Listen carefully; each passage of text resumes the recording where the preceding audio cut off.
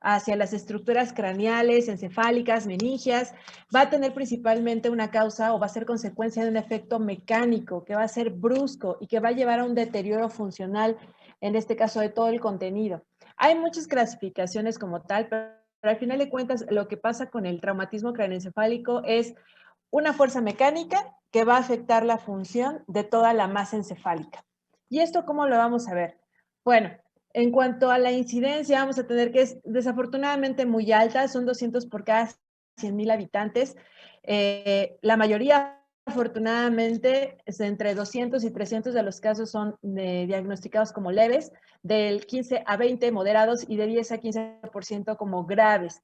Son más frecuentes en hombres entre edades entre los 15 y los 30 años y desafortunadamente estos van a estar presentes en el 70% de los accidentes automovilísticos. 75 muertes van a estar registradas por cada 100,000 casos de traumatismo craneoencefálico, desafortunadamente. El mecanismo del trauma va a ser prácticamente por dos tipos de lesiones. Las primeras van a ser lesiones que son directas. ¿Qué quiere decir? Que es un golpe directo. Es el golpe que puede, ya sea que se caiga algo de alguna altura, que sea un tope, que sea una volcadura de motocicleta, de automóvil, algo que nos va a generar un golpe y por mecanismo de contragolpe, que este principalmente se da, por ejemplo, cuando choca la cabeza contra el parabrisas y el mecanismo hace que el golpe sea en la parte frontal y posteriormente al regresar por la energía cinética que ya trae también va a generar problemas a nivel posterior de la cabeza. Estas también van a ser por lesiones indirectas, en este caso van a ser fuerzas de cizallamiento que principalmente se van a deber a fracturas en lo que es la base del cráneo que pueden dañar o desgarrar las estructuras, las meninges, la parte del mesencéfalo o incluso los nervios y estas nos van a provocar pues alteraciones en cuanto a la función. Puede ser también por presencia de torsiones o rotaciones que son mecanismos muy agresivos, son de alta energía, en donde el cerebro va a estar chocando continuamente con todas las paredes del cráneo y eso va a producir una gran inflamación. Y el mecanismo conocido como desaceleración, que en este caso no va a chocar, a diferencia del contragolpe, no va a chocar la cabeza, pero sí va a tener energía cinética para ir hacia el frente y en algún punto la masa encefálica va a chocar con la parte del cerebro y hacia atrás, por la energía cinética que tiene, va a chocar el cerebro con la parte posterior del cráneo, sin que toque alguna superficie. Y ese mecanismo es el más común en los accidentes automovilísticos. Dentro de los tipos de lesión, vamos a tener la lesión primaria y secundaria. La primaria solamente es el golpe, es el impacto, es lo que nos va a generar una lesión primaria. ¿De acuerdo? Y la lesión secundaria, como su nombre lo dice, siempre va a ser una consecuencia de la lesión primaria, es lo que le sigue a este impacto que va a suceder en el cerebro. Y entonces se define como todos los procesos moleculares, bioquímicos, inflamatorios, vasculares que van a suceder dentro del cerebro para que nos den justamente todas las lesiones que vamos a ver más adelante. Las lesiones primarias las vamos a clasificar como fracturas de cráneo, lesiones focales y lesiones difusas. Dentro de las fracturas de cráneo vamos a tener las lineales, que eso los podemos observar en una radiografía de cráneo, como en la imagen lo muestra, pues bueno, vamos a tener una solución de continuidad en esta parte posterior y son identificables. Las deprimidas, que pueden ser por algún trauma directo, que en este caso, pues bueno, es una patada de un luchador. Entonces, va a generar estas depresiones que también van a generar daño hacia la masa encefálica. Y las basilares, que dentro de estas van a ser todas las fracturas que estén sobre nuestra base del cráneo. Y dentro de estas vamos a dividirlas en la fosa anterior, fosa media y fosa posterior, como viene en colores. Y cada una de estas, dependiendo de la localización de la fractura, nos va a dar cierto tipo de sintomatología que vamos a ver. Y por ahí vamos a empezar a hacer el diagnóstico. Dentro de la fosa anterior vamos a tener el primer signo que se va a caracterizar por ojos en mapache. Entonces van a ser hematomas que van a estar en la región orbitaria, que van a ser muy aparatosos. Se puede también presentar rinorraquia, que es la salida del líquido cefalorraquídeo a través de la nariz. Se puede presentar también la epistaxis, Y vamos a tener alteraciones a nivel del nervio olfatorio y el nervio óptico, justamente porque están en la parte anterior de nuestra base del cráneo. Entonces, recuerden que tenemos lesiones por cizallamiento que pueden llegar a lesionar esas estructuras y a darnos esta sintomatología. Dentro de la fosa media, vamos a tener la presencia de otorragia cuando hay fracturas a este nivel. Podemos tener también el hemotímpano, atención, que en este caso, bueno, como lo vemos en la imagen, va a haber un abombamiento de la membrana timpánica o puede estar incluso perforada, que es lo que nos va a dar la otorragia al final del día, pero que son signos clínicos, incluidos el signo de Battle. El signo de Battle o de Battle es este hematoma que es retroauricular, que es característico de lesiones de la fosa media, que son fracturas. Y también vamos a tener alteraciones nerviosas, como en este caso para el nervio facial y la parte de la trópea. Sí. En la parte posterior vamos a tener principalmente alteraciones en cuanto a nervios se refiere, en cuanto al nervio hipogloso, al espinal y al vago. Y en este vamos a tener mayores alteraciones en cuanto por ejemplo, a la parte de la respiración, la deglución, incluso el ritmo cardíaco, porque pues obviamente estos nervios van a generar demasiados cambios y muy importantes en cuanto a al sistema. En cuanto a las lesiones focales, vamos a tener lesiones que es una contusión, que en este caso es el golpe directo del cráneo sobre alguna superficie, que puede ser incluso, por ejemplo, o se da mucho en los jugadores de fútbol americano, y aunque ustedes no lo crean, también en los futbolistas. Entonces, en los futbolistas también el hecho de estar continuamente pegando a la pelota, de estar haciendo tomando impulso para poder despejar o para poder dar el cabezazo a la pelota, esto de forma continua también va generando lesiones, al igual que con los jugadores de fútbol americano. Entonces, a la larga también va a generar este tipo de alteraciones nerviosas. Y en este caso, la laceración. La laceración es muy común, prácticamente son los scalpes, que conocemos que son heridas a nivel del cuero cabelludo que van a llegar al tejido celular subcutáneo, pero que van a respetar la parte del cráneo. Pueden ser por situaciones penetrantes, pueden provocar o no fracturas, pero van a llegar directamente o van a afectar en cuanto a la dinámica del metabolismo de nuestro cerebro. Las lesiones difusas, que aquí son todavía un poquito más complicadas porque vamos a tener a la concusión, que la concusión prácticamente son alteraciones que van a ser transitorias, que son completamente reversibles del estado de alerta. El clásico, por ejemplo, que alguien se pega en la cabeza y se desmaya, puede llegar a presentar dolor de cabeza después del golpe, puede presentar náusea, vómito o incluso también presencia de amnesia anterógrada o retrógrada, dependiendo de la intensidad y de la respuesta de la persona que se haya golpeado. Y vamos a tener también el daño axonal difuso. Este daño es el más, digamos, lento en ese sentido, pero el más peligroso, porque este se da lo que comentábamos en cuanto a las rotaciones, que son por mecanismos de alta energía, en donde el cerebro se va a estar golpeando continuamente en todas las paredes del cráneo, y esto va a generar una sacudida y un edema importante. Ahorita vamos a platicar lo que genera el edema dentro del cerebro, pero lo que les puedo comentar es que al menos en una resonancia magnética vamos a ver estas áreas que son más blanquecinas, puede ser a nivel del tronco, puede ser a nivel del mesencéfalo, puede ser directamente en la parte superior, incluso de la corteza, que las vamos a tener que prácticamente nos hablan como si tuviéramos una desconexión. Estas raíces, esos axones prácticamente se van a seccionar, van a morir y van a evitar que tengan esa conexión y una adecuada función para todo nuestro cuerpo.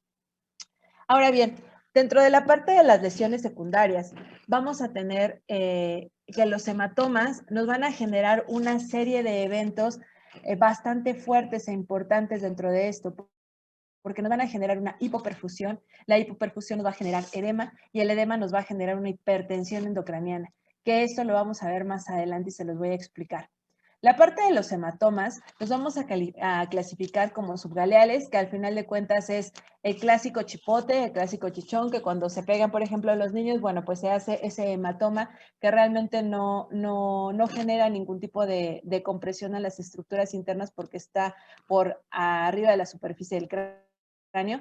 Está la parte de los epidurales, que hay que recordar que en ese sentido vamos a tener que el hematoma epidural se va a encontrar entre la dura madre y la parte del cráneo, entre esas tres estructuras. El cráneo, la dura y la aracnoide son lo que nos van a dar lugar a este tipo de hematomas. El hematoma epidural, en cuanto a las características tomográficas que va a tener, es que va a ser un hematoma que va a ser prácticamente como si fueran unos paréntesis. Van a ser dos zonas cóncavas que nos van a hablar de la lesión a nivel epidural y que pueden tener un desplazamiento de la masa encefálica, incluso de la parte de los ventrículos, y obviamente eso altera muchísimo de la dinámica del cerebro.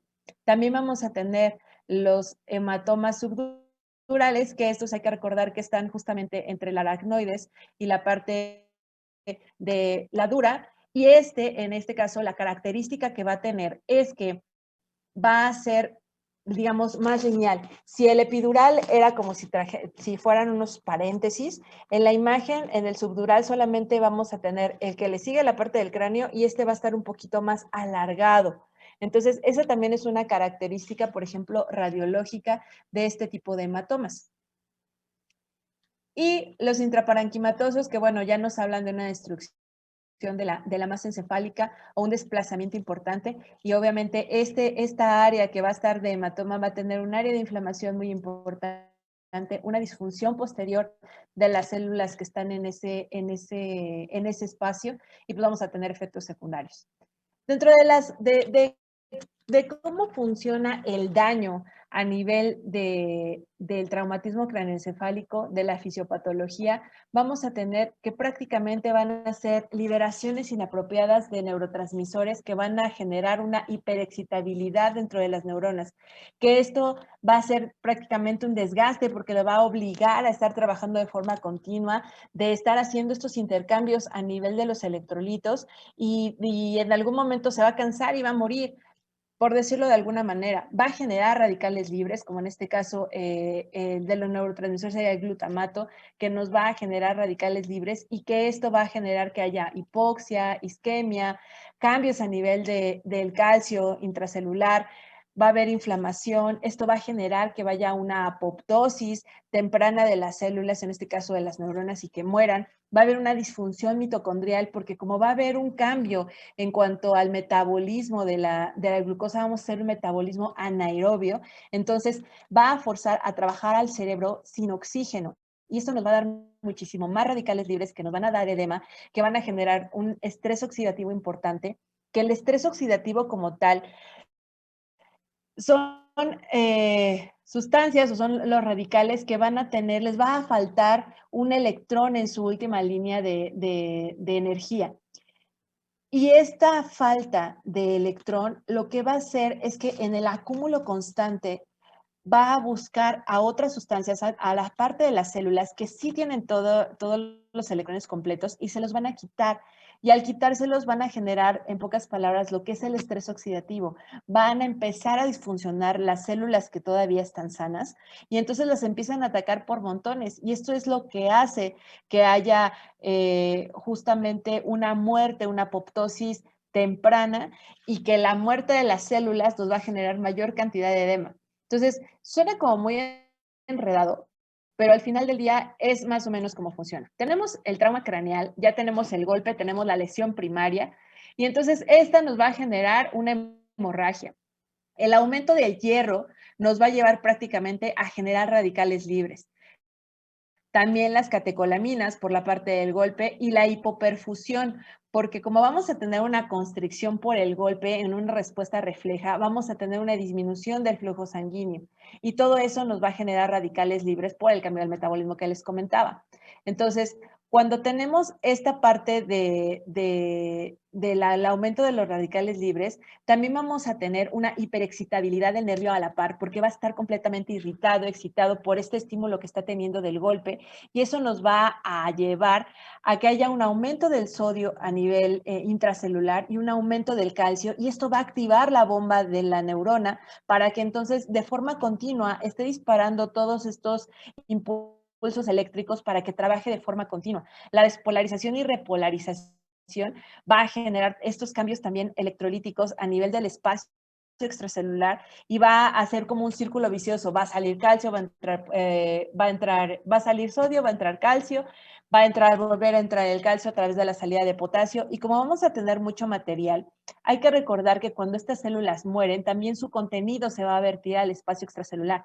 Y acuérdense que el mayor contenido intracelular vamos a tener al potasio. Entonces, esto va a generar que siempre haya como este intercambio o esta posibilidad de intercambio para que la neurona empiece a trabajar de forma rápida, esté súper excitable y va a generar un edema citotóxico total que al final de cuentas la mitocondria no le va a alcanzar la energía que está produciendo para poder tener el ritmo tan acelerado que está teniendo la neurona y entonces va a morir, va a haber una necrosis neuronal y una apoptosis temprana.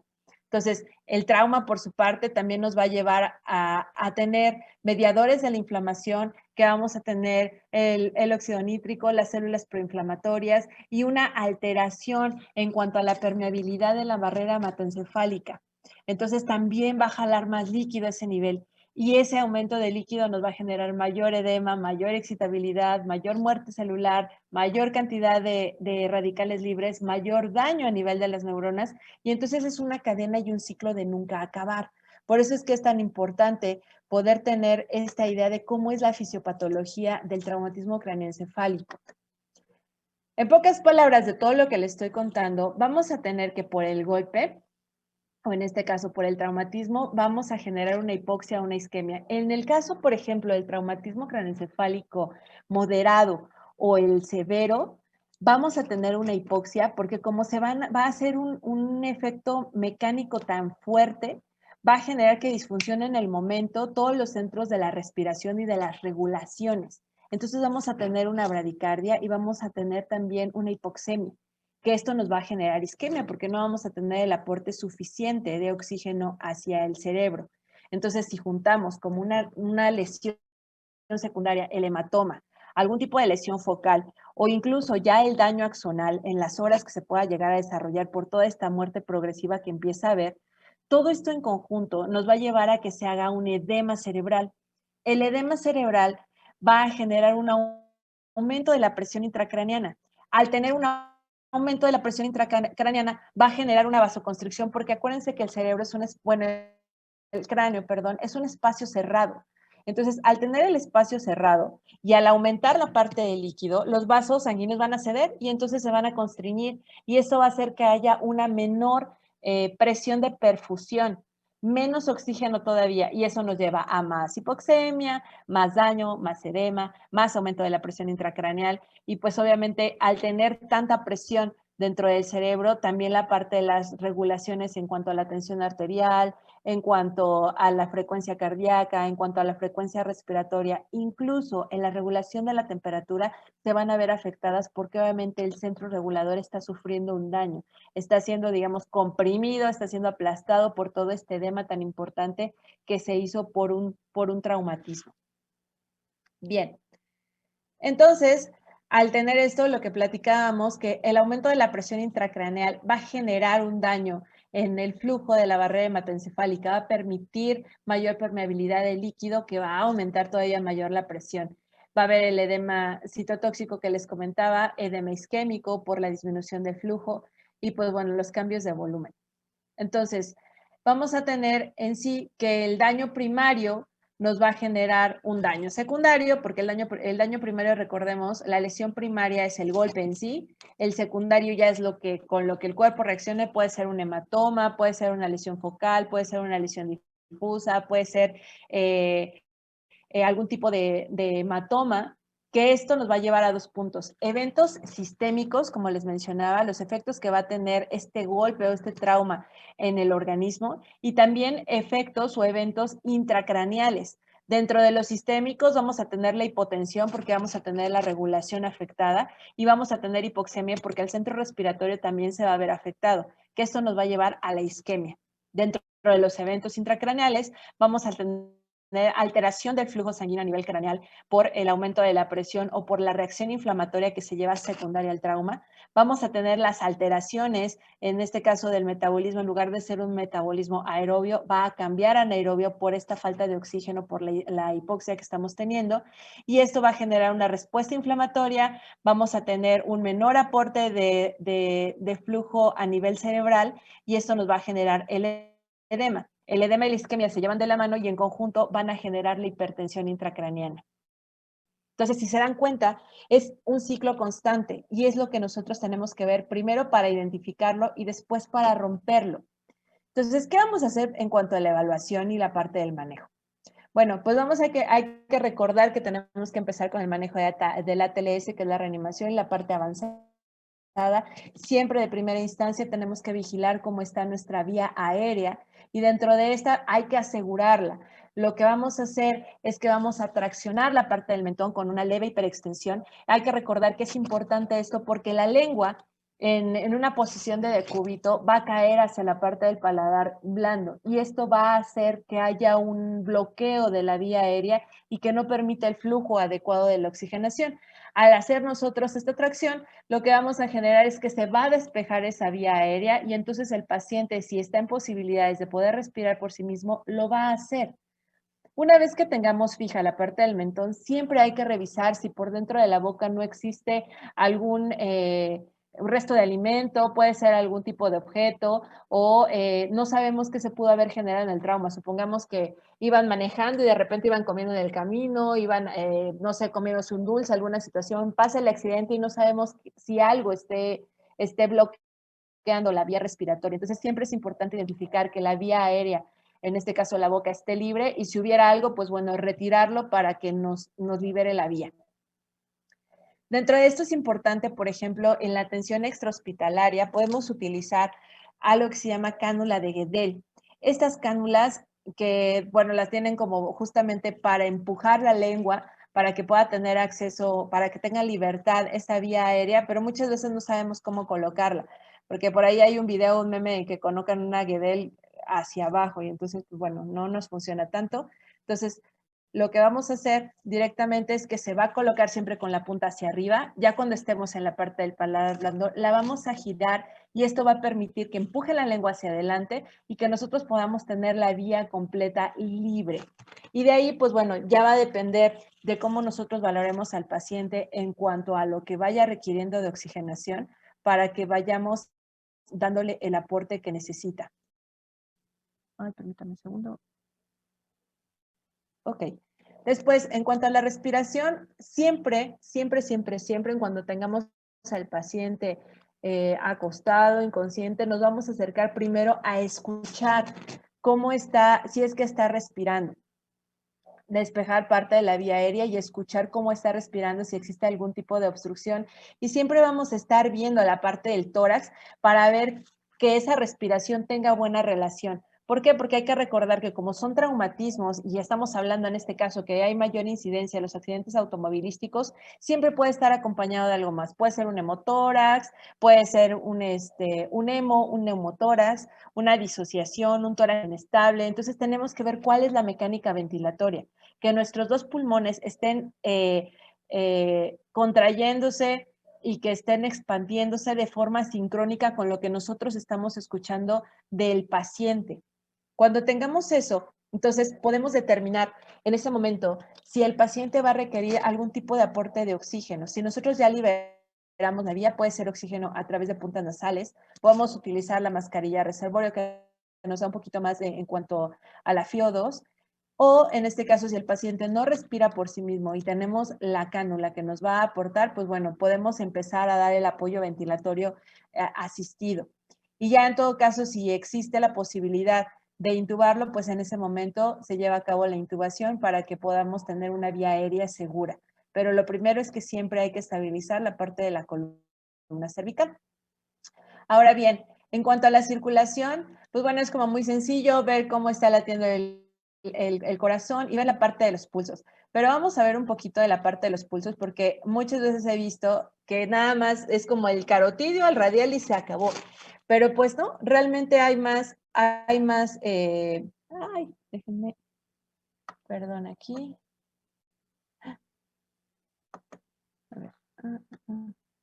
Ahí está. Entonces, hay más pulsos que nosotros vamos a estar identificando. En este caso, vamos a tener primero pues el pulso carotidio, lo vamos a revisar, lo vamos a palpar del lado de nuestra de la tráquea. Vamos a tener también el pulso axilar y este tipo de pulsos nos va a ayudar para identificar si existe incluso una lesión arterial periférica. La parte del pulso braquial. Vamos a tener al pulso radial también, que es como bien común, y también el pulso cubital.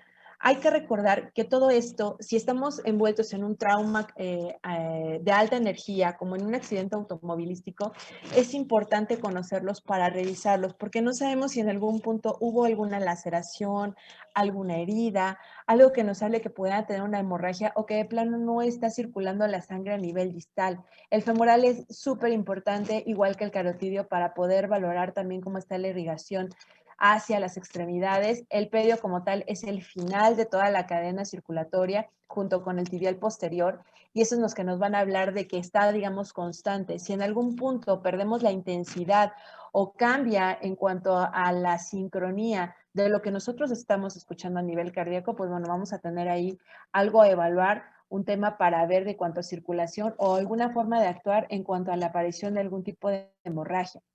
Entonces, respecto a las hemorragias, hablando de eso, vamos a tener de tres tipos. La que es arterial, que es prácticamente sale a presión esta sangre y que va a tener como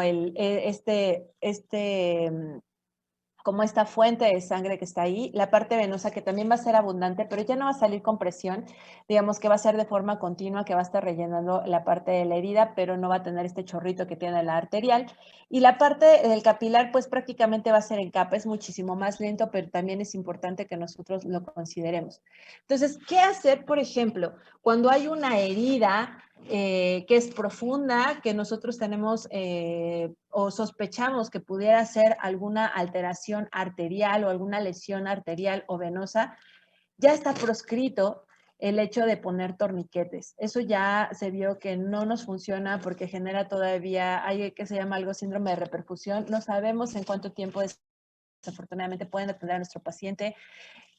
Podemos tener el aumento de radicales libres, el que vayamos a dañar todavía más toda esta sistemática que tiene el organismo dado al trauma. Entonces, ¿qué es lo que se va a hacer?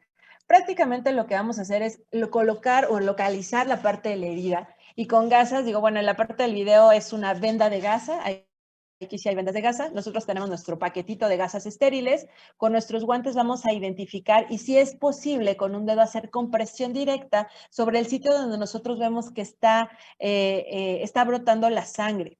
Entonces, al mantener ahí vamos a generar que empiece a formarse el coágulo, ya que no haya tanta fuga de sangre. Al tener nuestro paquete de gasas, lo que vamos a hacer es que vamos a empaquetar, vamos a meter dentro de la herida, literal, dentro, así a presión, todo nuestro paquete de gasas, todo lo que nosotros podamos para que haya también con las gasas cierta compresión de nuestro vaso que está generando la hemorragia. Y vamos a proteger toda la herida porque vamos a poner varias gasas para que ya no se contamine de más y al menos esté generando una presión que sea gentil, que nos evite que continúe la hemorragia. Y lo que vamos a hacer cuando ya esté completamente empaquetada nuestra herida es que le vamos a poner una venda que tenga, digamos, la atención solamente para mantener ese vendaje, ni tampoco le vamos a dar el torniquete con la venda, únicamente para que sea, digamos, atención que sea gentil, perdón, y que pueda tener en este caso la perfusión hacia la pierna, hacia los dedos, hacia la parte del tobillo, ¿me explico? Sin perder esta parte de la circulación. Entonces, lo que se hace con el control de las hemorragias actualmente es el empaquetamiento. Ahora, vamos a tener también siempre, siempre, siempre que tener vías disponibles para que podamos hacer la reposición de los líquidos de acuerdo a cómo encontremos a nuestro paciente del estado hipovolémico. Podemos tener pues las partes periféricas que sabemos que lo podemos canalizar en la parte de los brazos, del antebrazo, en la región de los metacarpianos, incluso hasta en la parte pedia, aunque no es tan recomendable porque necesitamos que sea un alto flujo. Entonces, en la parte pedia, aunque sí se pueda canalizar, no vamos a tener el retorno que nosotros queremos ni la velocidad con la que a veces necesitamos que pasen los líquidos. Entonces, en un caso de emergencia pudiera ser, pero no es como lo más recomendable. Siempre son vías periféricas a nivel superior. Y bueno, el clásico, ¿con qué lo vamos a canalizar? Yo sé que ustedes no lo van a canalizar directamente, espero que siempre tengan como el apoyo de alguna enfermera, pero es importante que sepan que para algo existen los calibres. Y en este caso, los calibres que se van a utilizar como de elección en un caso de emergencia, de un traumatismo, siempre van a ser los de color naranja y los grises, o sea, los del 14 y los del 16, porque nos van a permitir transfundir hemoderivados a una velocidad un poquito más rápida, nos van a permitir pasar grandes cantidades de volumen, y si no los tenemos disponibles dentro de la institución en donde estemos, bueno, al menos el verde es como el que más se asemeja para pasar grandes volúmenes. Del rosa al azul y bueno, el pediátrico, que es el amarillo, realmente no nos funcionan tanto, pero lo que es el verde, el gris y el naranja son como los de elección para estos casos en donde requerimos reposiciones de líquidos de forma urgente. Y bueno, también tenemos lo que son los accesos centrales, en donde vamos a poder colocar un catéter venoso central a nivel de la subclavia, por ejemplo, o de la yugular, incluso los catéteres largos que van en la parte de la cefálica, o incluso en la parte de la vena radial, y sobre todo en la parte femoral también existen accesos que son centrales, que nos van a ayudar muchísimo más todavía a que esta reposición de líquidos o de hematíes nos pueda llegar muchísimo más rápido para poder alcanzar al paciente, dependiendo de las características en las que se encuentra. Y ojo, hay mucha discrepancia en cuanto al tratamiento en cuanto a los fluidos, pero lo que más se recomienda, al menos en TCE, es ocupar o una solución Hartmann o una solución salina. Pero de primera línea siempre se va a ocupar una solución Hartmann porque es la que está, digamos, muy similar a las características de la sangre, que no va a tener ni tanto sodio ni tanto potasio, sino que va a ser muy similar. Entonces esto nos va a permitir a que no haya también estos cambios o alteraciones hidroelectrolíticas que a la larga nos pueden generar un problema a nivel del cerebro. Hay que recordar que este manejo va a estar enfocado, al menos en esta plática, al tratamiento del traumatismo craneoencefálico. Entonces, de primera línea, la solución Hartmann es con lo que podemos hacer la reposición de líquidos. Ya después hablaremos de los cristaloides y de las gelatinas que, bueno, podemos tener, pero al menos como de manera inicial, tengan una Hartmann a la mano, una canalización y pues bueno, podemos empezar el tratamiento con el paciente. Y bueno, vamos a tener la valoración neurológica dentro de nuestro inciso del D. Ya vemos el A, el B, el C y el D tiene que ver todo con la parte neurológica. Entonces aquí es donde viene la parte interesante del traumatismo craneoencefálico. Hay que recordar que la escala de Glasgow va a ser nuestra escala de valoración gold standard para poder determinar el grado de lesión que tiene el paciente. En este vamos a tener que solamente se valoran 3 rubros: la apertura ocular, la respuesta verbal y la respuesta motora. Cada una tiene sus incisos. Dependiendo de las órdenes que le demos o de lo que vaya respondiendo el paciente, va a ser el puntaje que vamos a tener. Hay que recordar que el máximo puntaje que se puede dar en la escala de Glasgow es 15 puntos, que es todo funciona bien, todo es espontáneo, está orientado, obedece órdenes, como si nada. Y el mínimo que nosotros podemos dar es 3 puntos, no existe el 0. Solamente son 3 puntos porque no va a haber para nada a apertura ocular, hagamos lo que hagamos y pase lo que pase. No va a tener, ¿cómo se llama? Actividad verbal. De ninguna forma, aún así le hagamos estímulo doloroso, ni tampoco va a tener respuesta motora. Entonces, en las ausencias totales, nosotros los vamos a calificar como 1. Entonces, para hacerlo un poquito más didáctico, vamos a ver que esta clasificación nos va a ayudar para clasificar el traumatismo craneoencefálico en leve, moderado y en grave. El leve va a estar en un Glasgow de entre 14 y 15 puntos. En algún punto de esta, digamos, de alguno de los 3 parámetros, algo falló que no está al 100%, pero bueno, solamente es un punto de alguno de los 3 parámetros. El moderado nos habla de un puntaje de 8 a 13 puntos y el grave nos habla que es menor a 8 puntos, en donde tenemos que actuar de forma muy, muy, muy rápida. Y también vamos a tener en cuanto al tiempo de la pérdida del estado de alerta. Leve, en algunas literaturas menciona que no hay pérdida del estado de alerta y en algunas otras mencionan que es menor a 15 minutos o incluso lo mencionan como esta parte de la confusión, pero es menor a 15 minutos. En la parte moderada va más allá de 15 minutos y en la parte grave va más allá de 6 horas de la pérdida del estado de alerta. Entonces, pues bueno, dado la clasificación por tiempo y por el puntaje en la escala de Glasgow, nosotros podemos determinar qué grado de traumatismo craneoencefálico va a tener nuestro paciente. Entonces, por ahí también hay una escala que es escala de Becker, que también habla de la pérdida del estado de alerta. Esta es un poquito más flexible, no nos habla nada más de la parte del tiempo, sino de cómo se está comportando el paciente. En un traumatismo grado 1, prácticamente no hay déficit neurológico, que es lo que les mencionaba. En un grado 2 va a ser, digamos, como estoporoso, va a estar medio somnoliento, pero sí va a obedecer las órdenes que nosotros le hagamos. En el grado 3, sí puede resolver o puede tener una orden sencilla, pero no va a poder hablar de forma coherente, va a estar haciendo como o diciendo palabras que no tienen sentido. Y en el grado 4 de plano no hay evidencia que funcione absolutamente nada, ni hablado, ni motor, ni en absolutamente nada. Entonces, bueno, ahora, regresando a la escala de Glasgow, vamos a ver un videíto que yo espero que se escuche. Si no se escucha, me lo hacen saber, por favor, porque vamos a hacer un repaso de cómo se vería cada uno de los grados de nuestra escala de Glasgow. Entonces, vamos a darle.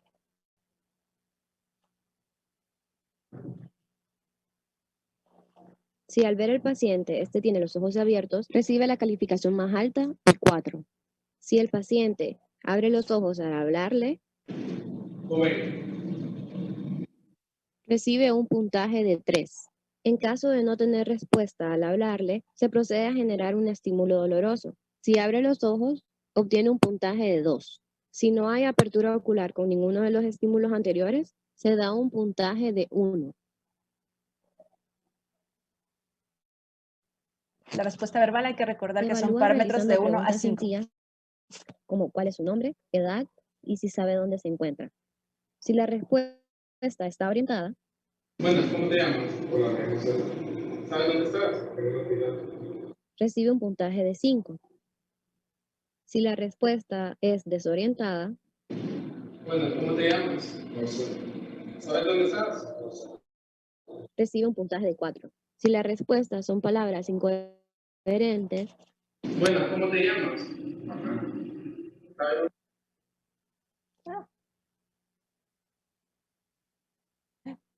Perdón. Okay. dónde estás? recibe un puntaje de 3. Si solo responde con sonidos incomprensibles, Buenas, ¿cómo te llamas? recibe un puntaje de 2. Si no hay respuesta, Hola, ¿cómo te llamas? Hey, hola. el puntaje es de 1. Y pues bueno, al final la respuesta motora, que hay que recordar que son parámetros del 1 al 6. Se evalúa al paciente pidiéndole que realice cierta acción como levantar los brazos o abrir y cerrar las manos. Si el paciente obedece órdenes, ¿Puedes hacerlo así? tiene un puntaje de 6. Si el paciente localiza el lugar del estímulo doloroso, recibe un puntaje de 5. Si el paciente trata de alejarse del estímulo doloroso, recibe un puntaje de 4. Si al estímulo el paciente responde con una flexión generalizada, recibe un puntaje de 3, y en este caso se puede sospechar de una decorticación. Si el paciente responde con una extensión patológica, recibe un puntaje de 2, y en este caso se puede sospechar de una descerebración. Si no se obtiene una respuesta, recibe un puntaje de 1. ¿Ok? Entonces, pues bueno, es como un repaso muy didáctico de la escala de Glasgow de cómo se vería en cuanto a lo que vamos a estar evaluando directamente con el paciente. Entonces, ahora vamos a tener la evaluación pupilar. Hay que recordar que podemos tener alteraciones en cuanto a nuestro nervio óptico. Si es por el golpe, si es por alguna hemorragia, si es por alguna fractura a nivel de la base del cráneo, pues bueno, vamos a tener esta evaluación. Y dentro de esta, permítanme un segundo, vamos a tener siempre la parte del reflejo pupilar, en la parte de la luz. Siempre es importante que nosotros veamos y pues ponemos a valor que la midriasis es la dilatación de la pupila y cuando nosotros ponemos luz, pues bueno, lo normal es que se haga miótica o se haga más pequeñita. Entonces, vamos a ver en cuanto a los reflejos. El reflejo fotomotor anómalo quiere decir que cuando nosotros vamos a colocar la luz dentro de ese ojo, bueno, cercano al ojo, no vamos a tener respuesta de la pupila, se va a mantener dilatada o se va a mantener miótica o midriática. Entonces, algo está sucediendo. Vamos a evaluar también el reflejo consensual normal. Lo normal es que al tener las dos pupilas y si nosotros colocamos la luz en un solo ojo o cercano a un solo ojo, lo que vamos a tener va a ser una respuesta bilateral de miosis. Entonces, se van a contraer las pupilas de forma parejita. Entonces, van a trabajar a la par. Entonces, vamos a evaluar los dos ojos. Siempre del lado derecho y después nos vamos a ir con el lado izquierdo y va a ser lo mismo. Siempre vamos a tener la misma respuesta que está sincronizada, que es a la par, y nos va a hablar de un reflejo normal. Ahora, ¿qué va a pasar cuando nosotros tengamos un reflejo anormal, consensual anormal? Entonces, vamos a tener la misma exploración, vamos a acercar la luz hacia un ojo, pero si nos damos cuenta, por ejemplo, la parte del video, uno de las pupilas no va a generar la miosis, no va a generar esta contracción por la luz, solamente en donde nosotros estamos acercando el estímulo, y eso nos habla de que ese par craneal está alterado. Entonces, si tenemos duda de eso, pues bueno, vamos a pasar a la pupila que no se dilata y vamos a colocar la luz. Y si vemos que a pesar de tener cerca la fuente luminosa, no hay una contractura, entonces sí hay una lesión, o podemos inferir que hay una lesión ya focalizada a nivel del nervio, del óptico. Entonces, vamos a empezar a echar a andar estos mecanismos para ver qué tanta afectación puede llegar a tener nuestro paciente. ¿De acuerdo? Muy bien. Entonces, ahora vamos a evaluar también la fuerza de nuestro paciente, no nada más la parte de la respuesta, sino también que va de la mano un poquito con la parte motora del Glasgow. Hay que recordar que la escala de Daniel se va a medir en 5 parámetros, en donde vamos a ver, igual con este videíto, que, por ejemplo, el grado 1, vamos a ver que, en el grado 0 vamos a tener una completa flacidez del músculo. Vamos a nosotros a la inspección ver que el flujo que el músculo está, digamos, flácido, que no tiene tensión. Nos vamos a acercar a tocarlo para ver si realmente existe una tensión y pues vamos a ver que no existe. En el grado 1 va a haber un tono muscular, puede llegar a haber una contracción incluso del músculo si nosotros se le decimos al paciente que lo contraiga o si nosotros tocamos, podemos tener respuesta de contracción y entonces ese sería un grado 1 en escala de Daniels. El grado 2 prácticamente nos va a hablar del movimiento, pero movimiento que no vence la gravedad. En este caso, nosotros vamos a cargar la pierna y si se dan cuenta, el movimiento es lateral, o sea, es sobre el mismo plano, no está venciendo la gravedad, sino que lo va, digamos, nada más a extender porque estamos evaluando la parte del cuádriceps y entonces va a tener un movimiento, pero no va a vencer la gravedad. En el grado 3 va a tener un movimiento, pero sí va a estar en contra de la gravedad, que en este caso ya vamos a tener el paciente, por ejemplo, sentado o igual acostado, pero le vamos a decir que pueda elevar la pierna y vamos a tener un grado 3. El grado 4 prácticamente es lo mismo, le vamos a pedir al paciente que haga una extensión, pero nosotros vamos a oponer cierta resistencia, no totalmente la fuerza. Entonces, al momento de tocarla y empujarla, vamos a tener resistencia del paciente. Y el grado 5 va a ser donde el paciente va a tener la fuerza necesaria, que aunque nosotros le hagamos sumamente, tratemos de impedir el movimiento, el paciente nos va a romper esa resistencia. Entonces, es así como se mide la escala de Daniels. ¿De acuerdo? Ok.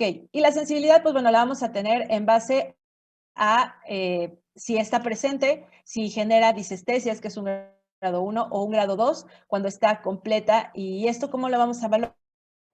Bueno, básicamente repasando un mucho de lo que aprendimos un poquito en la parte de la propedéutica, de las clínicas, en donde no solamente vamos a ocupar el hisopo, nuestra punta, nuestro martillo de reflejo, sino también hay que recordar que hay que hacer evaluación de la temperatura, incluso de la parte de la sensibilidad en cuanto a las ondas por el diapasón. Entonces, siempre esta exploración la vamos a hacer pidiéndole al paciente que cierre los ojos y ya sea que ocupemos alguno de estos instrumentos que tenemos para hacer la medición, el cepillo, la parte de la punta, el hisopo, vamos a pedirle al paciente que cierre los ojos y siempre lo vamos a hacer de forma sistematizada. Se recomienda que sea siempre de distal a proximal o viceversa, pero que siempre siga como la misma dinámica, procurando, por ejemplo, que lleguemos a tocar en el mismo sitio, tanto de un lado como del otro, y preguntándole al paciente si él tiene la misma sensación de un lado que del otro, ¿de acuerdo? Incluso se vale hacer a lo mejor un poquito de mayor presión de un lado o picar un poquito más fuerte de un lado que del otro, pero si el paciente nos dice, es que yo de este lado lo sentí más fuerte, quiere decir que tiene una buena respuesta también. Entonces, es muy versátil este tipo de maniobras en cuanto a la sensibilidad y también, digo, debería de hacerse, pero por la premura y por incluso la gravedad del paciente, pues no podemos explorarlo a veces la parte de la sensibilidad porque el paciente no tiene, digamos, incluso en algunas ocasiones, esta parte de la respuesta por la gravedad o por la severidad.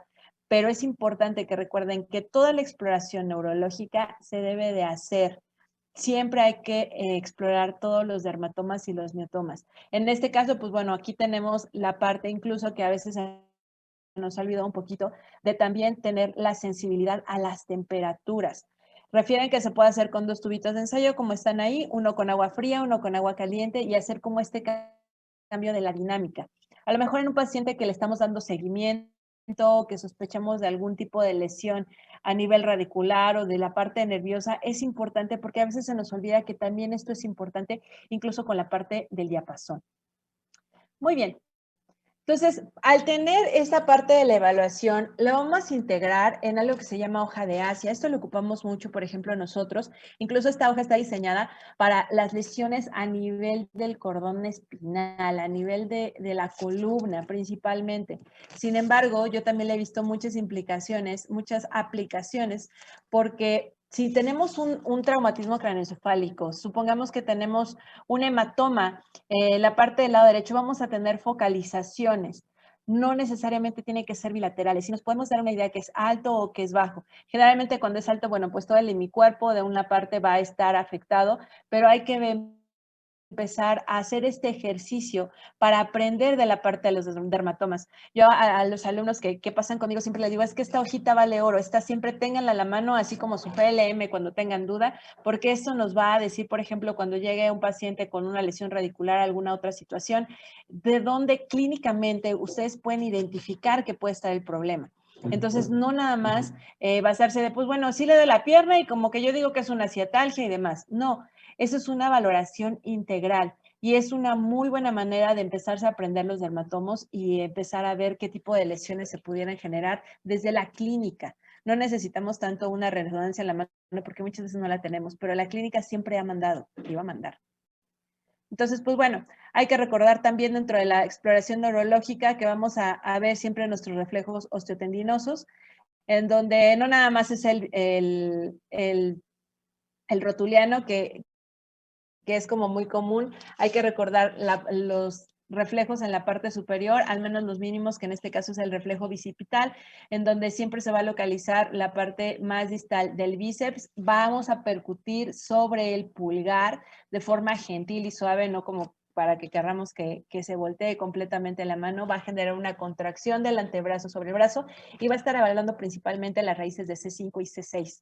Vamos a también tener el reflejo tricipital, en donde vamos a tener pues la extensión de la mano de forma refleja por la percusión directamente del tríceps. Vamos a tener también, en este caso, bueno, aquí la doctora lo hace también para que sea como muy gráfico y muy específico, las evaluaciones de C6 y de C7 de esas raíces con el reflejo tricipital.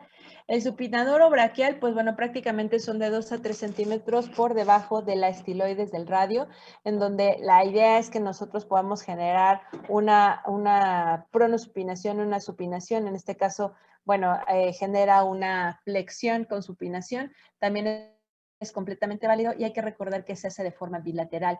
El muy común que todos conocen, también el reflejo rotuliano, y pues bueno, también vamos a tenerlo que hacer todos de forma bilateral para evaluar de nuestro paciente de forma integral. Y vamos a tener por ahí también nuestro reflejo aquileo, que bueno, se puede hacer de esta manera, o lo que hacemos en ocasiones es que ponemos el paciente en decúbito prono y percutimos directamente el tendón para ver la flexión, dorsiflexión. Y pues aquí en la búsqueda de los reflejos que pudieran ser patológicos, como en este caso el Babinski, y que nos hable de una lesión muchísimo más focalizada y más severa.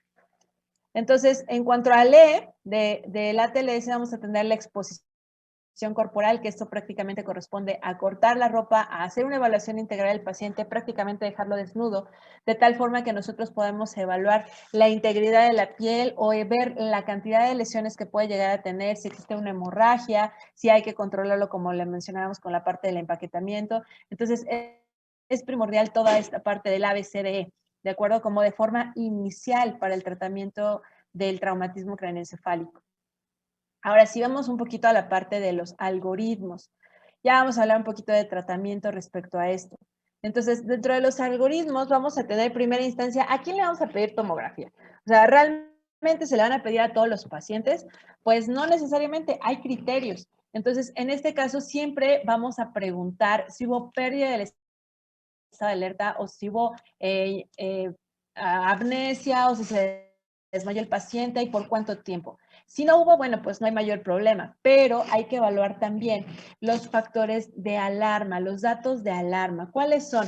Que le duela muchísimo la cabeza, que sea mayor de 65 años, que radiográficamente haya presentado una fractura a nivel del cráneo, aunque no haya perdido el estado de alerta, o que haya tenido un mecanismo de alta energía, en este caso, pues el accidente automovilístico, que tenga antecedentes, por ejemplo, de alguna coagulopatía, que haya tenido, por ejemplo, un infarto y esté con anticoagulantes, o que tenga una trombosis venosa profunda, o que tenga insuficiencia venosa periférica, o que tenga el problema de alguna arritmia, que eso nos habla justamente de patologías que nos van a gestionar coágulos que pueden llegar a alterar se pueden llegar a alterar o a agravar con el traumatismo craneoencefálico.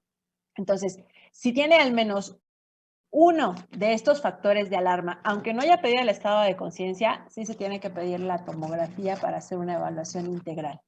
Si no, pues bueno, al final de cuentas, si el paciente no tiene datos de alarma, no tuvo pérdida del estado de alerta, pues bueno, solamente lo vamos a tener en vigilancia alrededor de 6 horas y posteriormente lo podemos dar de alta. Si sí presentó una pérdida del estado de alerta, entonces vamos a evaluar también factores de alarma, principalmente qué escala de Glasgow tiene el paciente. Entonces, si es menor a 15 puntos, con eso es acreedor a que se le haga inmediatamente una tomografía. Si hay una deficiencia o un déficit del estado neurológico, si tiene también una coagulopatía, si es mayor de 60 años, si ha presentado, por ejemplo, vómitos, cefalea, convulsiones y sobre todo, ojo con esto en los accidentes automovilísticos, si tiene un estado de intoxicación. Desafortunadamente sabemos que en nuestro país el hecho de los accidentes automovilísticos siempre se relaciona también con la parte de ingesta de alcohol. Entonces, si nuestro paciente va alcoholizado, evidentemente la escala de Glasgow va a tener un menor puntaje y eso nos va a condicionar a muchísimo más riesgo del paciente que no sabemos cómo va a evolucionar. Entonces, es un indicativo para realizarle una tomografía para hacer una evaluación integral. Si presentó una amnesia anterógrada también, o en este caso si existe escalpes o existen lesiones importantes a nivel de la cabeza o de la parte del cuello. Entonces, si es así, al menos que tenga una indicación de estos o más, se hace la tomografía, ¿de acuerdo? Y pues bueno, prácticamente esos son los criterios por los cuales nos vamos a basar para realizarle una tomografía al paciente. Entonces, en resumen, si no perdió el estado de alerta, si no tiene factores de alarma, solamente su radiografía para hacer las evaluaciones, que en este caso es su serie o traumática, que es su lateral, API lateral de cráneo, la lateral de la parte de columna cervical y la pelvis. Si hubiera alguna lesión en alguna otra parte del cuerpo como sospecha de fractura, bueno, se le toma la radiografía de esa área para hacer la evaluación. ¿De acuerdo? Pero es una serie o traumática. Nada más. Entonces, bueno, ya viendo o dejando de lado un poquito esta parte del traumatismo leve, vamos a tener que en general lo que vamos a tener cuando llegue el paciente al área hospitalaria siempre es ver la vía aérea, asegurar la columna cervical, hacer las evaluaciones pertinentes de cómo está la vía aérea, dar ventilación, oxigenación, dependiendo de la escala de Glasgow que nosotros tengamos. y evaluar en este caso si existe alguna lesión concomitante a nivel del tórax que no permita que haya una ventilación adecuada y tomar acción en ese sentido, colocar una sonda endopleural o llevarlo a cirugía porque tiene un tórax inestable, alguna situación que nos pueda complicar esta parte de la respiración principalmente. En cuanto a la circulación y la parte de las hemorragias, pues bueno, controlar la parte de las hemorragias, realizar el empaquetamiento, empezar la terapia con líquidos, con crisaloides, con transfusiones si fuera necesario, seguir siempre y a cada momento evaluando el estado neurológico, como lo ya vimos, la escala de Glasgow, la pupila, los reflejos. La parte de la sensibilidad, pues bueno, ahí lo dejamos un poquito de lado porque cuando tenemos un trauma moderado o severo, pues no va a ser valorable. Sin embargo, pues bueno, vamos a estar siempre en contacto con nuestra escala de Glasgow y que nos va a determinar cómo va siendo la evolución del paciente. Entonces, una vez teniendo esto, pues bueno, vamos a tener siempre la vigilancia del estado de salud de eso y vamos a tener revisiones de forma continua para ver el seguimiento, ver cómo está evolucionando nuestro paciente con trauma craneoencefálico. Ok. Entonces, en el TSLB, dentro de la parte de los algoritmos que maneja, prácticamente vamos a tener que es un paciente con un Glasgow de 14, 15 puntos, en donde vamos a tener una evaluación con una radiografía de cráneo. Vamos a evaluar si tiene factores de riesgo o no, que en este caso, pues bueno, son los que habíamos comentado, que se los vuelvo a poner aquí. Prácticamente antecedentes del accidente, si fue de alta energía, si hay una sospecha de alguna lesión, si el paciente es mayor de 65 años, si tiene tratamientos con anticoagulantes, si tuvo pérdida de la conciencia, si ha presentado cefalea, náusea, vómito, en este caso si hay algún déficit neurológico en cuanto a la exploración que hayamos tenido, agitación, algún signo de fractura de la base del cráneo, si es que no sale como en evidente en la radiografía, pues al menos siempre explorar de los signos que ya vimos de las fracturas de la base del cráneo y pues bueno, si es que existe o no una presencia de fractura en la radiografía. Si no tiene factores, pues bueno, va a estar en observación alrededor de 2 a 4 horas y se vuelven a evaluar si no existen signos de deterioro o que haya una evolución a una cefalea intensa, o al mareo, a la náusea y al vómito. Si no existe eso, se va a la casa y se puede dar el seguimiento por parte de su médico familiar. Si sí existen factores de riesgo, entonces vale hospitalizar al paciente para darle prácticamente todo el seguimiento de los signos de alarma hasta disminuirlos. Aquí no es recomendable darle sedantes ni alterarle el estado de alerta porque eso es lo que vamos a estar evaluando de forma continua para ver si hay un deterioro o no. Entonces, si hay una radiografía que es normal sin signos de alarma, pues bueno, podemos realizar una tomografía y hacer una revaloración en 24 horas. Si existe una fractura de cráneo como evidencia, o aparte de esto, existe algún tipo de signos de alarma, pues bueno, también se hace la tomografía, pero aquí la evaluación no va a ser hasta las 24 horas, va a ser hasta las 12 horas. Y pues bueno, dentro de esto vamos a tener que nuestros signos de alarma, se los puse aquí bien aparte, deterioro del estado de conciencia, signos de focalidad neurológica, o sea, alguna de las alteraciones dentro de la exploración neurológica, cefalea que sea progresiva, que sea intensa, que haya vómitos explosivos o vómitos recurrentes, o en este caso en proyectil, que nos comentan mucho, que haya una agitación psicomotora, que el paciente se ponga ansioso, que se ponga taquipnéico, o que haya presencia de convulsiones. Entonces, estos van a ser nuestros signos de alarma que si están presentes vamos a tener que hacer una evaluación a las 12 horas del paciente con un traumatismo leve. Acuérdense que esto va a ir en base a la escala de Glasgow. Entonces, siempre estar pendiente de los signos de alarma. Ahora, en el TC moderado, ¿qué es lo que va a pasar? Estos sin duda se van a tener que hospitalizar. A estos, de momento no hay como opción para poderlos darle alta porque tenemos un Glasgow bajo en donde siempre se les va a tomar la radiografía de cráneo y pues bueno, si hay una fractura de cráneo, en automático se ganan su tomografía y una evaluación a las 6 horas de la estancia intrahospitalaria, hospitalaria y a las 12 horas.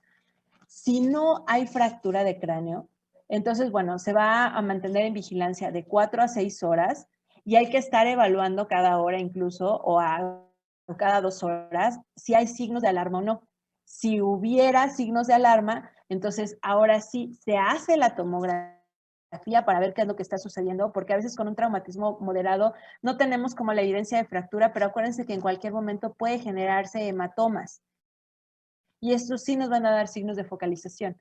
Entonces, si hay datos de alarma, TAC directa.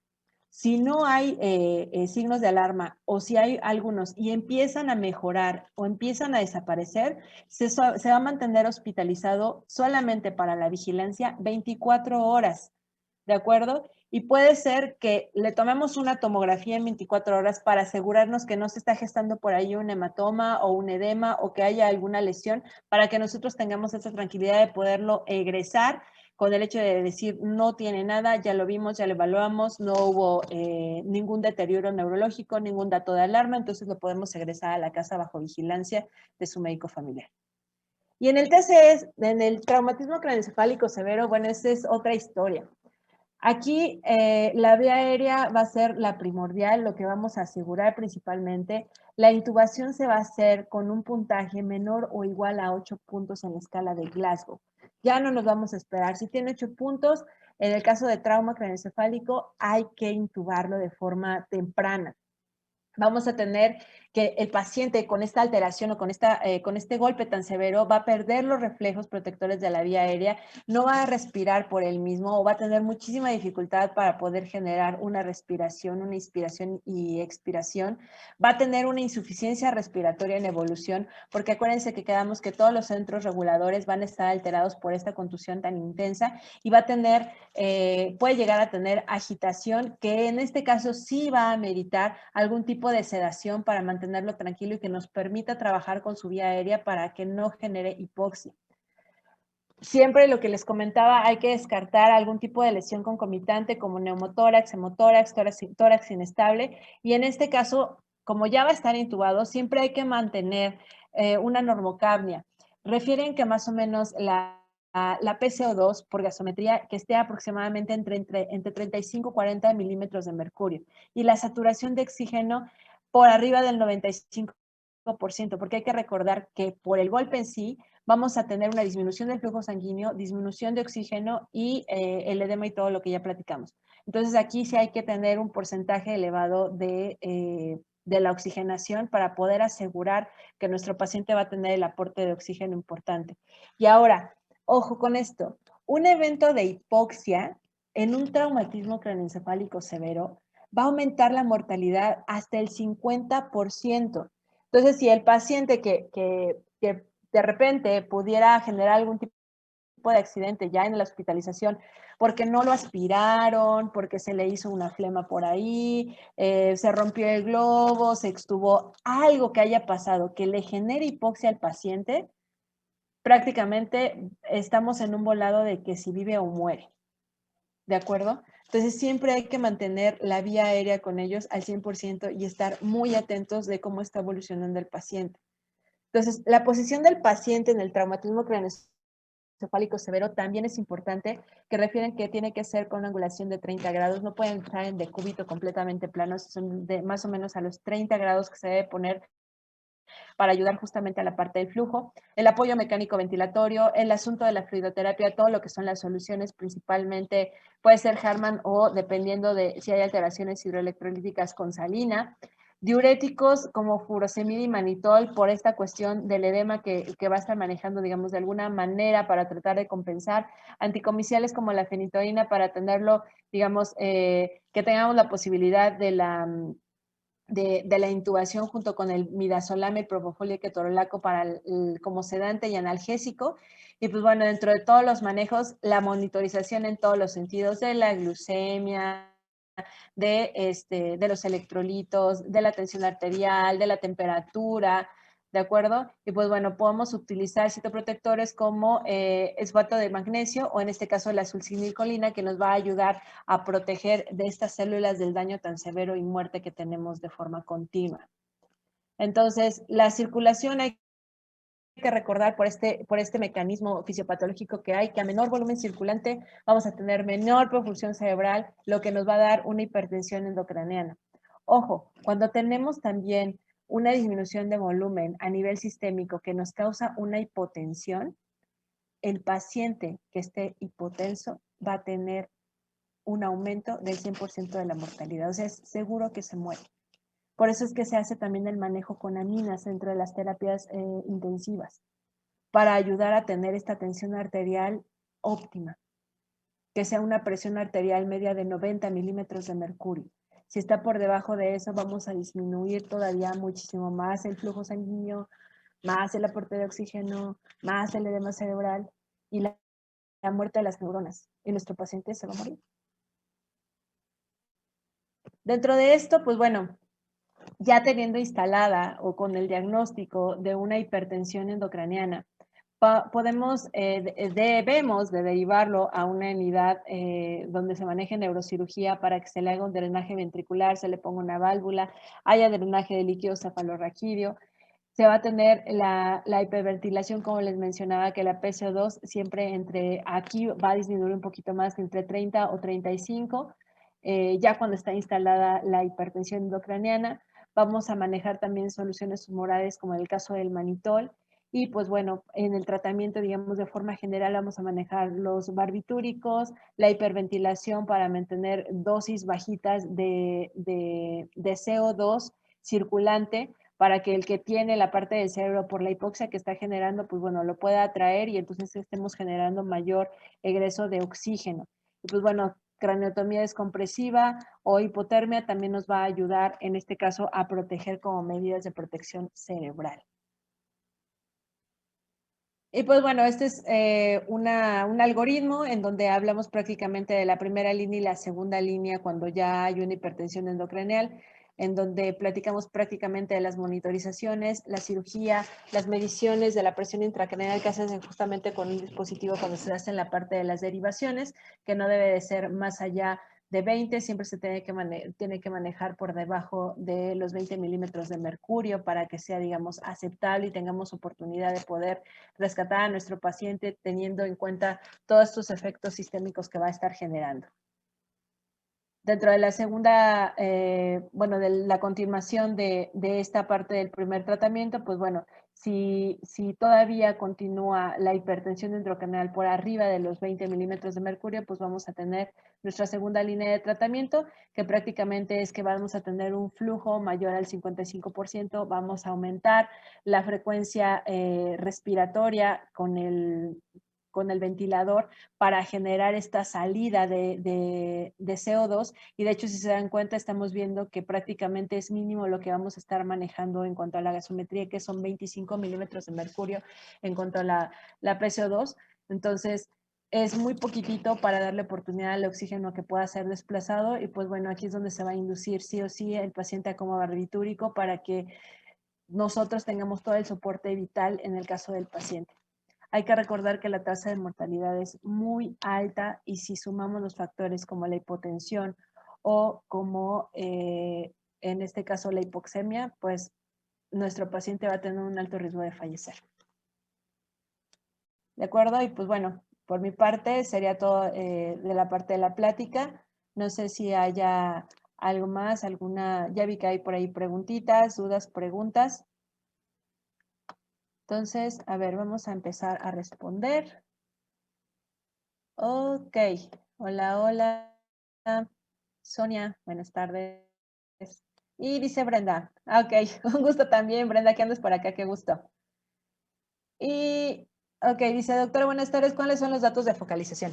Los que te mencionaba, los datos de focalización, en este caso, por ejemplo, son los reflejos pupilares como la anisocoria, que una pupila va a estar más grande que la otra, que no va a tener respuesta a la parte de la luz, que vamos a tener signos de decorticación, de descerebración, vamos a tener Babinski, vamos a tener pérdida de la sensibilidad, en este caso vamos a tener, por ejemplo, las alteraciones a nivel de la regulación respiratoria, de la tensión arterial, incluso de la temperatura.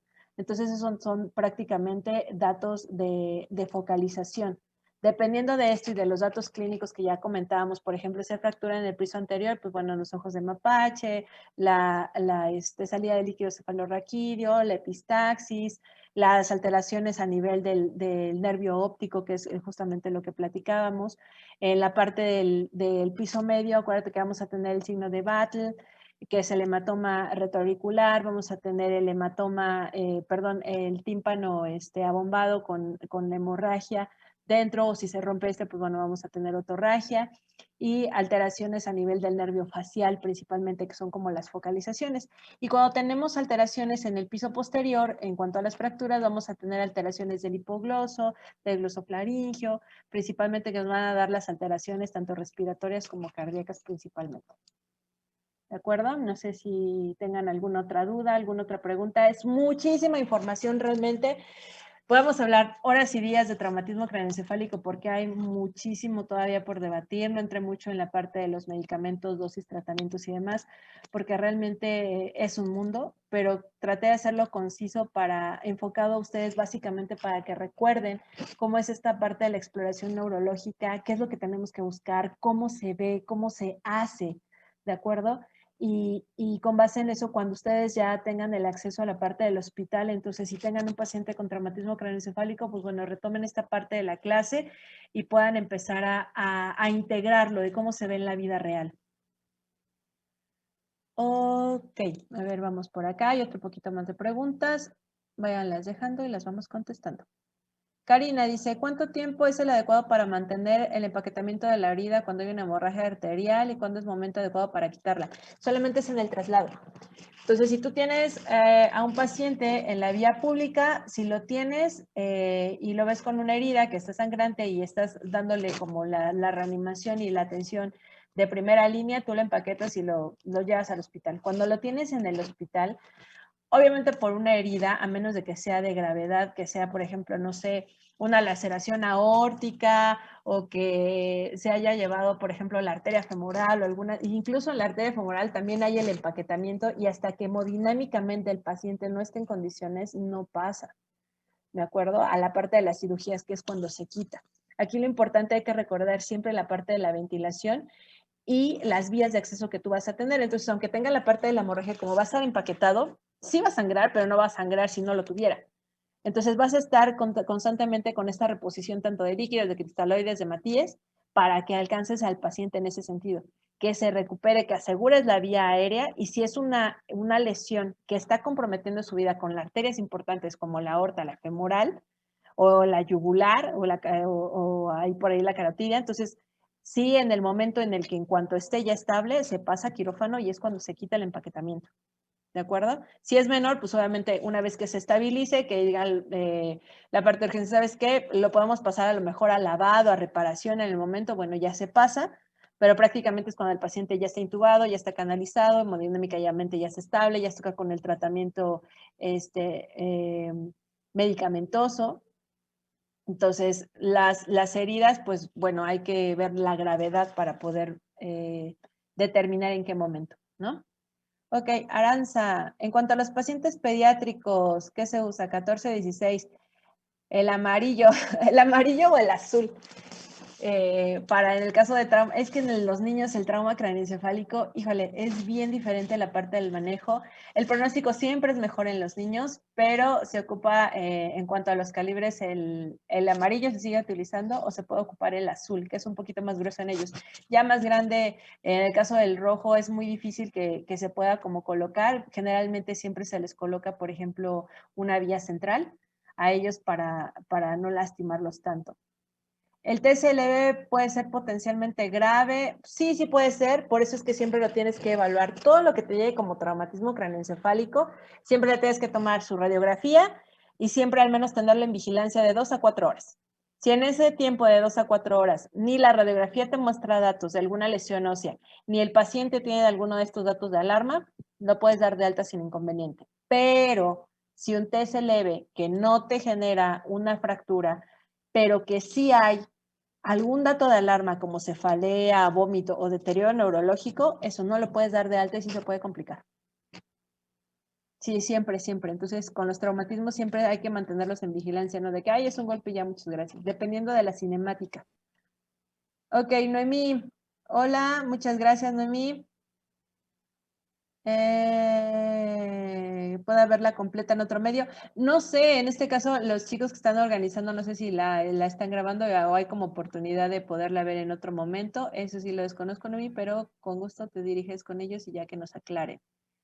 La Oh, ponencia se está grabando, perdón, la ponencia se está grabando.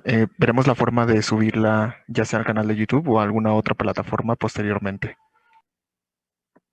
ok, muy bien. Amairani, ok, hacer énfasis en los pacientes con DCE secundario, choque automovilístico por algoritmo, por cuando era interna. Ah, perdón, es que estoy leyendo para todas. Dicen, yo, yo solo un comentario. Hacer énfasis en pacientes con TCE secundario a choque automovilístico por alcoholismo, porque cuando fui interna en urgencias no lo interrogaron y lo dejaron a la deriva. Uy, qué fuerte. Solo porque no contestaba y el doctor que lo atendió, lamentablemente, el paciente murió y cuando me di cuenta comencé con compresiones torácicas, pero ya era muy tarde. Sí, desafortunadamente, híjole, pues que les digo, es como mucha información, pero para esto justamente es la parte del foro. Aprender de estas situaciones que van a haber en los hospitales, que a lo mejor no son las mejores y desafortunadamente sí terminan mal, para que ustedes no lo hagan, para que ustedes aprendan y pongan atención que siempre, siempre, siempre, siempre deben de ver al paciente si está intoxicado o no, porque no nada más puede ser por alcoholismo, puede venir drogado, puede venir entachado, puede venir de la fiesta, que es así, digo, ahorita ya con el COVID no tanto, pero por ejemplo en tiempos normales es como clásico de los arrancones que vienen tomadísimos, que vienen drogados, que vienen todo lo demás y obviamente el deterioro neurológico sí es muy fuerte. Entonces, siempre como les comento, la parte de la empatía con sus pacientes, de ver qué es más allá, no desde la parte de juzgarlos, de, ay, pues no me está contestando, y bueno, pues hay que se quede allá y a ver que lo solucionen. No, ustedes son los que tienen que ver esa parte empática, porque están tratando con personas. Entonces, muy bien. Ok, Mariana nos dice, en caso de que uno de los puntos en el electrocardiograma no se evalúe, por ejemplo, un paciente mudo, en quien no podemos evaluar la cuestión verbal, ¿cómo se evalúa la gravedad? Buena pregunta. En este caso, aunque no tenga respuesta motora, respuesta verbal, vas a tener respuesta motora y respuesta ocular. Entonces, el paciente de alguna manera, aunque tú le hables, generalmente los pacientes cuando no tienen un traumatismo leve, sí tratan como de comunicarse en ese sentido. Entonces, vas a echar mano de toda, aparte de toda tu exploración neurológica. Ver primero qué fue lo que pasó. Si a lo mejor, no sé, estaba trabajando y se le cayeron unas tablas en la cabeza, pues bueno, sí, dependiendo de la altura y de qué tanto peso tengan las tablas, pero supongamos que es una repisa de la casa que se le cayó y le pegó, pues bueno, no es un trauma de alta energía. A que si estuviera, por ejemplo, en la construcción y que se haya caído de cabeza de 3 pisos o de 2 pisos, ¿me explico? Entonces, ahí prácticamente vas a apoyarte de la respuesta ocular y de la respuesta motora. Ok, Caro, dice, ¿a qué se refiere con TC leve potencialmente grave? A que todos los traumatismos, aunque sean leves o que no tengan un puntaje de Glasgow bajo, puedan llegar a complicarse. Acuérdate que todos los traumatismos van a tener una lesión primaria, que es el golpe, pero no sabemos cómo va a desarrollar el paciente. A lo mejor imagínate que tiene un aneurisma y que fue el mismo caso del paciente que se le cayó una tabla que estaba en su casa, que estaba mal puesta, se le cayó en la cabeza, pero él tenía un aneurisma y sufrió el golpe de la tabla y cuando cayó al piso se desmayó y también tuvo ese golpe secundario. Entonces a lo mejor se le pudo haber reventado y de primera instancia a lo mejor llega con dolor de cabeza y malestar, no tienes una radiografía que te diga que tenga la fractura, pero al paso de la vigilancia de las 2 o 4 horas empieza con deterioro neurológico, empieza a bajar su Glasgow, empieza a decir incoherencias, empieza a estar somnoliento, no tiene ya una apertura, una comunicación verbal espontánea, empieza a estar soporoso, empieza a ver datos de focalización, las pupilas empiezan a tener alteraciones en cuanto a la reflexia. Entonces, a eso es a lo que nos referimos. Todos los TCE se pueden complicar, todos. Ok, Daniela dice, muchas gracias, Dani. Elena, si un paciente no mejora su PA con solución IV y sigue progresando hipotensión, ¿qué podemos hacer? Ok, acuérdate que no todo es la cuestión de las soluciones, sino que tienes que valorar que en un traumatismo craneoencefálico, por la alteración de los reguladores que están en el cerebro, vas a tener hipotensión. Entonces, si tu paciente no mejora con la reposición de soluciones, seguramente es porque es un traumatismo craneoencefálico moderado o grave, y entonces vas a requerir el manejo de aminas para para elevar su tensión arterial. Acuérdate que en el manejo grave tenemos que tener una presión arterial media de 90 milímetros de mercurio. Entonces hay que elevarla en este caso con aminas. Ok, bien, vamos a seguir acá. Karen, en el caso de un paciente pediátrico con presencia de hematoma subgalial prominente en región occipital, ¿cuál es el tratamiento a seguir con el hematoma subgalial? Si es muy grande y si no tienes una lesión en la piel, lo drenas. Entonces lo puedes drenar para que no se vea el chipote ahí. Si la mamá está como muy preocupada de alguna situación, si el niño no tiene alteración del estado de alerta, solamente fue que andaba corriendo por ahí y lo aventó el primo y fue como el chipote en la pared, entonces, o en la parte del occipital, lo que puedes hacer, si no hay ningún dato de deterioro neurológico, lo mantienes en vigilancia y como es subgaleal lo puedes drenar sin ningún problema. Obviamente al drenarlo lo vas a necesitar de forma local, le vas a abrir, le vas a drenar el hematoma, lo vas a suturar y le vas a dar su antibiótico para evitar que haya algún tipo de infección. Ok, Córdoba dice, ¿qué secuelas quedan por daño axonal difuso? ¿Y qué pronóstico tienen los pacientes? ¿Se puede recuperar el funcionamiento normal del cerebro? No. Acuérdense que en este caso hablábamos que el daño axonal difuso es por una contusión muy intensa o incluso platicando con mi marido hablábamos de estos metaleros que les encanta como moverle la cabeza, ya saben, entonces como muy en forma circular, muy abrupta y como que dejándose llevar por la música. Entonces me contaba el caso de un chico que haciendo ese mecanismo, ese movimiento, se desmayó y que de forma continua era como muy intensa esa parte. Entonces, de eso, igual por ahí una película que hizo, ¿quién la hizo esa película? No me acuerdo, que se llama Stroke, que habla justamente del traumatismo con los jugadores de fútbol americano. Se me fue ahorita el nombre de quién la hizo. Creo que fue, hay un negrito, pero no me acuerdo. No me acuerdo. Bueno, por ahí ya saben de la que hablo. Bueno, pues esa película. Entonces, ese es un daño axonal difuso, realmente. Entonces, no es recuperable, es progresivo, es crónico y va a tener una muerte neuronal y axonal y no hay manera de recuperarlo. Las secuelas, todas las del mundo, porque incluso en esta parte que mencionaban por el golpe, la muerte de las células y de la desconexión va a generar alteraciones en el estado de ánimo, en el comportamiento y en las funciones motoras. Incluso por ahí da alucinaciones y esas cosas. Entonces, sí es severo y no es recuperable. Ok, Amairani, ¿se pueden ocupar aminas para elevar la tensión arterial y cuánta es la dosis inicial? Sí, totalmente. En un trauma craneoencefálico severo es la indicación de utilizar aminas para mantener la tensión elevada. ¿Y cuánta es la dosis? Pues depende de tu paciente, porque acuérdate que las aminas van a ser dosis respuesta. Entonces, dependiendo de cuánto esté tu paciente en cuanto a la presión arterial media, tu objetivo es llegar a 90. Entonces, dependiendo de cómo va a ser la dosis respuesta que vaya teniendo. A veces pacientes con infusiones muy chiquititas pueden lograr el efecto y hay pacientes que tienen como mucho. Entonces, es más manejo directamente de terapia intensiva. Entonces, siempre va en respuesta al paciente, siempre. Y algún otro tipo de lesión concomitante. Ok, ¿qué más? ¿El paciente se puede agravar inmediatamente o cuántas horas máximo si tu OTC leve? Es ahí la media. Por eso es que la parte del algoritmo habla de 2 a 4 horas. Incluso por ahí otra parte de la literatura menciona que hasta 6 mínimo, 6 horas. Entonces va a depender mucho, lo volvemos a platicar, del mecanismo de lesión que fue, si a lo mejor no sé, chocaron y fue volcadura de coche, pero él iba en la parte de atrás con su cinturón y nada más fue como el sangoloteo y no tiene mayor cosa, pues obviamente es un mecanismo de alta energía.